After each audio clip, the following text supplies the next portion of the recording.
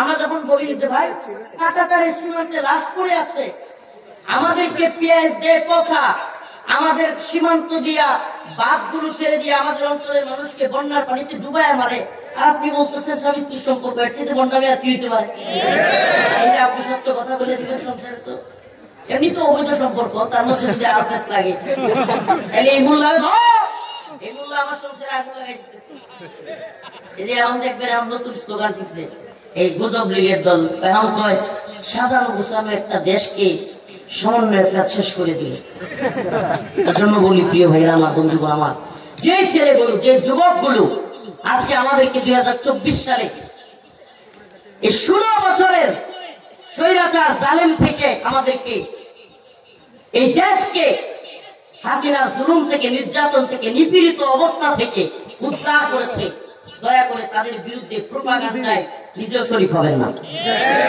সাবধান, কত পার্থক্য হতে পারে, কিন্তু মনে রাখবেন এদেরকে সমালোচিত করার কাজটা আওয়ামী লীগ সুনিপুণভাবে করতেছে। কারণ এদেরকে সমালোচিত করতে পারলে তারা যে ঠিক ছিল এটা প্রমাণ হবে, তারা যে ঠিক ছিল। নাউজুবিল্লাহ, আমাকে বলেন না, হাজার হাজার ছাত্রকে গুলি করে, মাদ্রাসার ছাত্রদেরকে হত্যা করে, স্কুলের ছাত্রদেরকে, এই ছোট ছোট স্কুলের, ভার্সিটির, কলেজের এই ইয়াং যুবক তরুণদেরকে হত্যা করে, আলেমদেরকে রিমান্ডে নিয়ে নির্যাতন করে, কারাগারে নিয়ে ফাঁসি দিয়ে অসংখ্য আলেমদেরকে মেরে ফেলে, দেশের সর্বজন শ্রদ্ধেয় আলেমকে কারাগার থেকে হত্যা করে বের করে, এরপরে দেশের সর্বজন শ্রদ্ধেয় আলেমদের দাঁড়ি করে টানাটানি করে, এত জুলুম নির্যাতন এদেশে করে, টাকা পয়সা বিদেশে নিয়ে পাচার করে, এদেশের শিক্ষা ব্যবস্থাকে ধ্বংস করে, এ দেশটাকে ভারতের গোলামে পরিণত করে, এত কিছু করার পরেও এখনো পর্যন্ত কিভাবে মানুষ, কি পরিমাণ নির্লজ্জ হলে ওদের পক্ষে কথা বলে? আমাকে বলেন, তার মানে কি? আপনার মাঝে মাঝে অবাক লাগে না হুজুর, এরা কিভাবে এখনো এত কিছুর পরেও, এরা কিভাবে এখনো নৈতিক ভাবে একটু ওদের মনের মধ্যে বাড়ি দেয় না? প্রশ্ন আসে না? নৈতিকতা থাকলে হাজার হাজার মানুষকে খুন করছে, গুম করছে, নির্যাতন করছে, এটা কে না জানে? কে না জানে? অথচ এরপরে এদের মধ্যে আপনি, আমি চ্যালেঞ্জ করলাম, একটা আওয়ামী লীগ, যুবলীগ, ছাত্রলীগের লোকের মধ্যে আপনি কোন সূচনা দেখবেন? কেন জানেন? খাতামাল্লাহু আলা কুলুবিহিম, আল্লাহ এদের অন্তরের মধ্যে সিলমোহর মেরে দিয়েছে। ওয়া আলা সামইহিম, আল্লাহ এদের কানের মধ্যে সিলমোহর মেরেছে। ওয়া আলা আবসারিহিম গিশাওয়া, চোখের মধ্যে পর্দা বালাই দিয়েছে। এরা দেখেও দেখে না, শুইনাও শুনবে না। আই আফসোস, আল্লাহ পাক এদেরকে হেদায়েত দান করুন, আমিন। আর জোরে বলেন আমিন। ইউসলিহ লাকুম আ'মালাকুম, আল্লাহ রাব্বুল আলামিন প্রথম দুইটা কথা বলে, ইয়া আইয়ুহাল্লাযীনা আমানুত্তাকুল্লাহ, তোমরা আল্লাহকে ভয় করো, ওয়াকুলু কাওলান সাদীদা, সঠিক সত্য কথা বলো।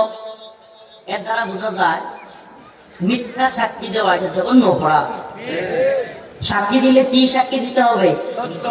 সত্য সাক্ষী দিতে হবে।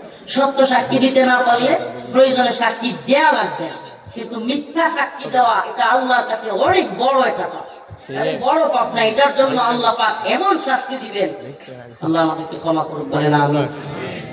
মিথ্যা সাক্ষী দিব? কিছু লোক আছে দেখবেন সত্য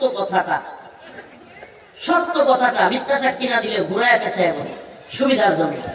মানে মানুষের মধ্যে এত খারাপ কালচার হয়েছে ইদানিং, আমি এটা অনেক দিন যাবত লক্ষ্য করতেছি। আপনি কোন একটা ঝামেলায় করছেন, কয়েকজনের সামনে নিয়ে তারা হাজির হয়েছেন, কোনো আসে সাক্ষীটা দিতে চায় না, আর সাক্ষী দিলে মিথ্যা দেন। আর যদি আপনি সত্য বলার চেষ্টা করে, তাও ইনায়া বিনায়া কেমনি জানি করে, মানে সঠিক সত্য কথাটা মানুষ বলতেই চায় না। এটা একটা আফসোসের বিষয়, পরিতাপের বিষয়। আর না হলে হঠাৎ করে বলবেন আমি কোনো কিছু জানি না,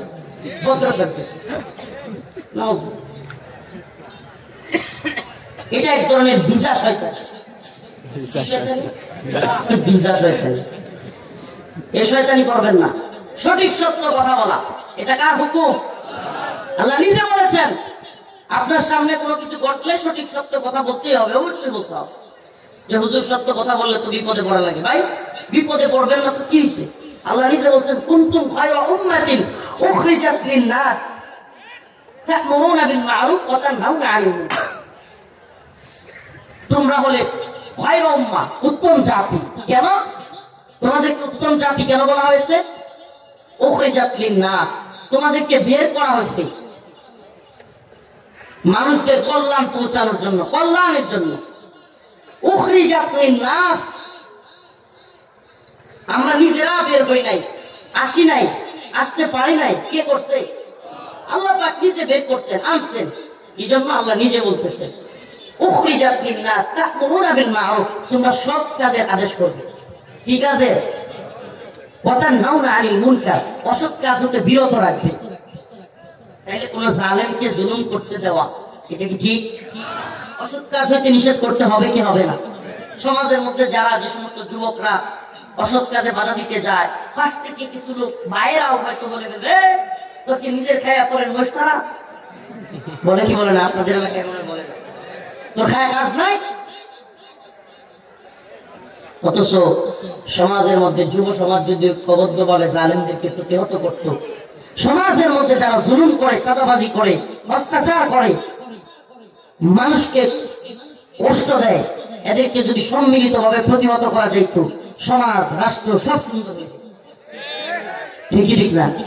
পুরো এলাকায় কেউ জুলুম করতে পারতো না, সবাই মিলে যদি প্রতিহত করত।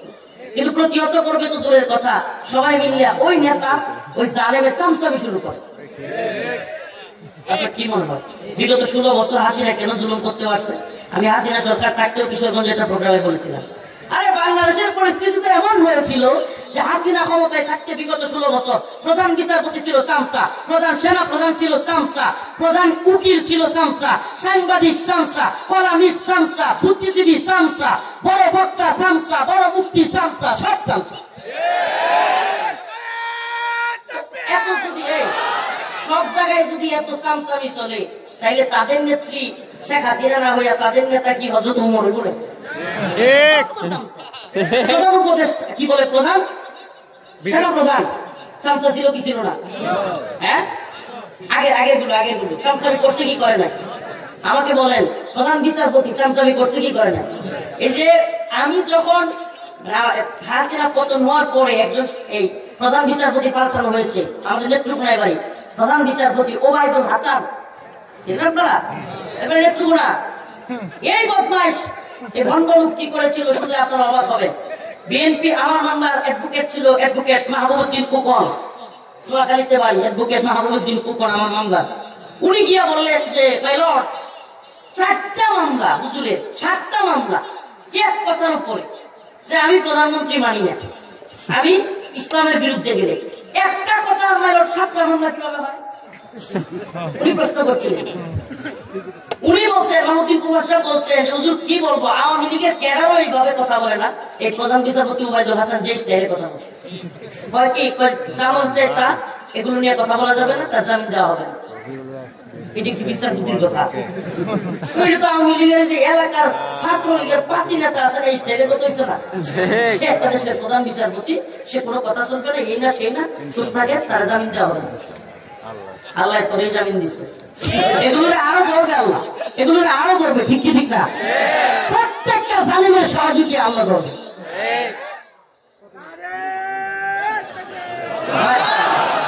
এই থামায়েন না, এই মর্দে মুজাহিদ চাচা ইমানি জজবাটা মাশাআল্লাহ, আল্লাহ পাক তার জজবাকে কবুল করো, আমিন, মঞ্জুর করো। তো শেষ আখিরি মুখতাসার শেষ কথা বলে যাই, ইউসলিহ লাকুম আমালাকুম ওয়া ইয়াগফির লাকুম যুনুবাকুম। আল্লাহ